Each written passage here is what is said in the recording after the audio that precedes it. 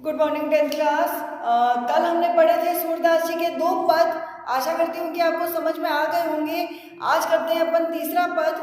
देखना, हमारे हरि हारिल की लकड़ी, मन क्रम वचन नंद नंदन उर, यह दृढ़ करी पकड़ी, जागत सोवत स्वप्न दिवस निसी, कान कान झकरी, सुनत जोग लागत है ऐसो जो करुई ककरी, सूतो व्याधि हमको ले आए, देखी सुनी न करी, यह तो सूरत नहीं ले सौंपो, जिनके मन चक्री।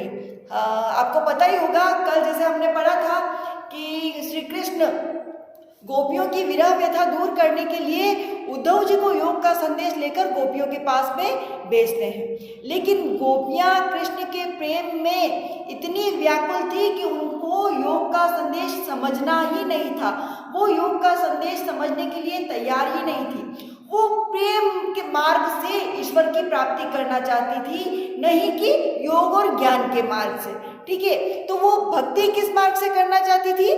प्रेम के मार्ग से। अब वहां पर प्रेम के मार्ग में योग बाधा बन रहा था, तो वो कैसे सहन करती? तो यहाँ पर उन्होंने कहा, मैंने आपको कल भी बताया था जैसे कि जब उद्धव जी योग का संदेश गोपियों को सुना रहे होते हैं, तब उनके आसपास एक काला भंवरा मंडराता है।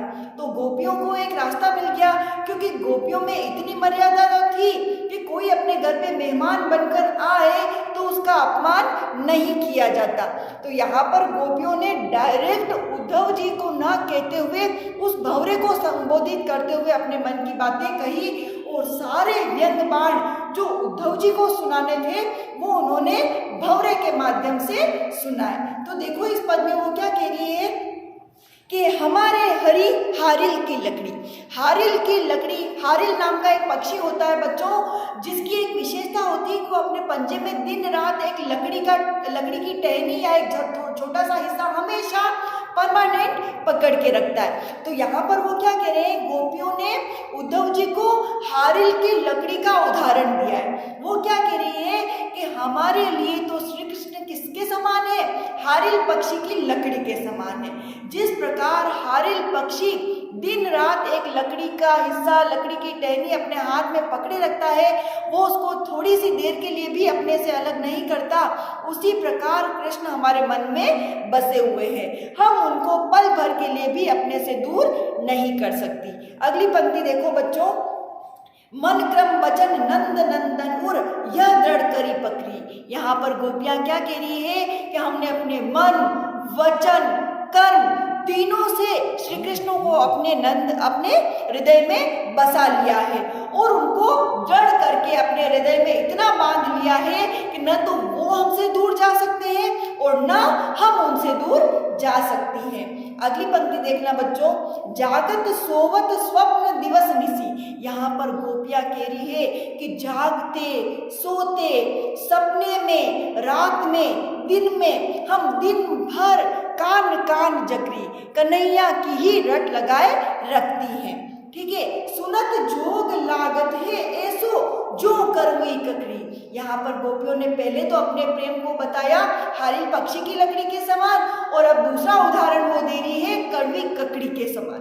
क्या कह रही है वो कि हम तो कृष्ण से इतना प्रेम करती है कि आपने जो हमको ये योग का संदेश सुनाया, ये हमें कड़वी ककड़ी के समान लग रहा है। जिस प्रकार एक कड़वी ककड़ी खाने से मुंह कितना कड़वा हो जाता है, उसी प्रकार आपके इस योग संदेश को सुनकर हमारा मन कड़वा हो गया है। क्यों? क्योंकि हमारे मन में तो कृष्ण का प्रेम बसा हुआ है, उस पर कोई अन्यत्र कोई भी दूसरा संदेश काम नहीं कर सकता। सूतो व्याधि हमको ले आए, देखी सुन न करी। यहाँ पर गोपियां भोली भाली थी, सीधी सादी सी गांव की ग्वालिनें थी, उनको इस योग संदेश से क्या लेना देना। तो उनको तो ये बीमारी के समान लग रही है। तो वो क्या कह रहे हैं उद्धव जी को, हे उद्धव जी, आप ये कौन सी नई बीमारी हमारे सामने लेके आए हो, जिस बीमारी को हमने अभी तक न तो देखा न सुना। ठीक है, यह तो सूरत नहीं ले सोपो। सूरदास जी कह रहे हैं कि गोपियां उद्धव जी से कहती है कि हे उद्धव, ये योग का संदेश तो आप उनको ले जाकर सुनाइए जिनके मन चक्री, यानी कि जिनका मन स्थिर नहीं है, कभी इससे प्रेम करूं, कभी इससे मन लगाऊं। इस प्रकार जिसका मन हमेशा चंचल रहता हो, उसी को जाकर ये योग का संदेश सुनाइए। आपका ये योग का संदेश हमारे किसी काम का नहीं है। अगला पद देखना बच्चों, हरि हे राजनीति पड़ी आए, समुझी बात कहत मधु करके, समाचार सब पाए। एक अति चतुर हुते पहले ही, अब गुरु ग्रंथ पढ़ाए। बड़ी बुद्धि जानी जो उनकी, जोग संदेश पठाए। उधो भले लोग आगे के, परहित डोलत धाय। अब अपने मन फेर पाइए, चलत जो होते चुराए। ते क्यों अनिति करे आपुन, जे और अनिति छुड़ाए। राज धर्म तो यह सूर, जो प्रजा नाही जाही सताए। यहाँ पर गोपियाँ क्या कह रही है? उद्धव जी से कह रही है कि हे उद्धव जी, हमें तो आप जो कृष्ण का संदेश लेकर आए हो, आपको देखकर तो हमें ऐसा लगता है कि श्री कृष्ण ने जो आपको हमारे लिए संदेश लेकर भेजा है, हमें तो ऐसा लगता है जैसे श्री कृष्ण भी मथुरा जाकर बड़े राजनीतिज्ञ, बड़े कूटनीतिज्ञ बन गए हैं। जिस प्रकार राजनीति में एक दूसरे की बात को काट कर अपना स्वार्थ सिद्ध किया जाता है, उसी प्रकार कृष्ण भी स्वार्थी हो गए हैं। वो हमारे मन की व्यथा नहीं समझते हुए हमें निराधार ये योग का संदेश सुनाने के लिए आपको भेज दिया है। तो देखो पहली पंक्ति, हरि हे राजनीति पड़ी आए। गोपियाँ क्या कह रही है कि हे उद्धव, हमें तो ऐसा लगता है कि कृष्ण ने अब वहाँ मथुरा जाकर बड़ी राजनीति की पढ़ाई कर ली है, वो बड़े राजनीतिज्ञ बन गए हैं। अगला देखो बच्चों, समुझी बात कहत मधु करके, समाचार सब पाए। उनके व्यवहार में गोपियाँ क्या कह रही है कि उनके व्यवहार से तो हमको ऐसा ही लगता है कि वो बड़े राजनीतिज्ञ बन गए हैं। तुम्हारी बातें सुनकर हम सब सच्चाई जान गई है। अगली पंक्ति में क्या करी?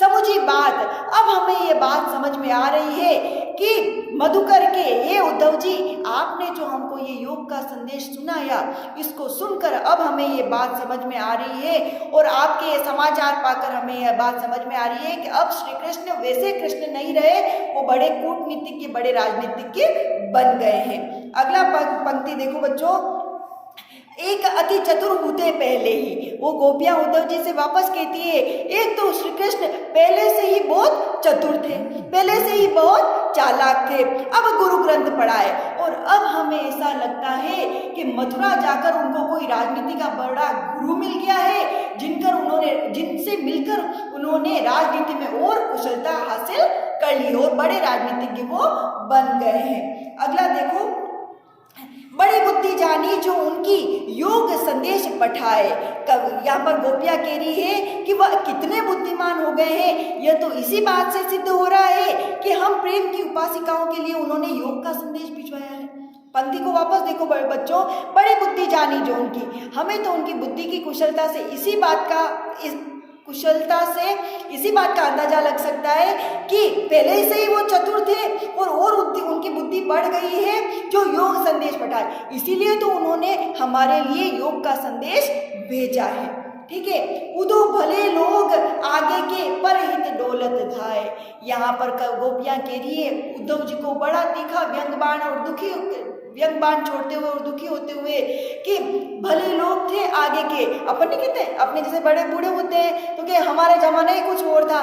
तो गोपियाँ भी यूँ ही कह रही है कि पिछले मतलब पुराने जमाने के जो लोग होते थे वो बड़े भोले भाले सीधे साधे होते थे, जो दूसरों की भलाई करने के लिए एक स्थान से दूसरे स्थान पर चले जाया करते थे।